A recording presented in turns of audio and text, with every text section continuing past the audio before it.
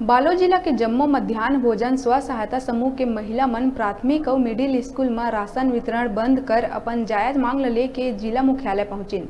बता दन के समूह के महिला मन ला 5 महीना ले राशि नहीं मिल पाए, जेकर बर विगत 15 दिन ले मध्याह्न भोजन वितरण के राशि के मांग ले के जिला मुख्यालय में अधिकारी मन के चक्कर काटत रही, लेकिन कोनो निराकरण नहीं हो पाई।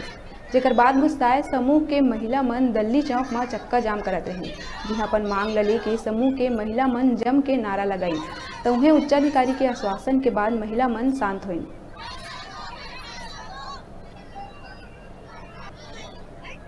15 दिन से यहाँ आ रहे हैं, बीओ ऑफिस में कागज दिए हैं, कलेक्टर में दिए हैं। बोला गया था कि एक हफ्ता आप लोग देख लो करके, हम लोग एक हफ्ता देखिए, उसके बाद 15 दिन भी देख लिए। आज तक हम लोगों के खाते में 5 महीना का पैसा नहीं मिला है। हमारी मांग ये है कि भाई हम लोगों की राशि जो 5 महीने की बची है वो हम लोगों को वापस दे दिया जाए, फिर हम लोग अपना धरना प्रदर्शन, अपना हड़ताल जो अपनी मांगे उसको रोक देंगे। अधिकारी लोग क्या बोल रहे हैं? अधिकारी लोग लिखित में देने के लिए तैयार नहीं थे।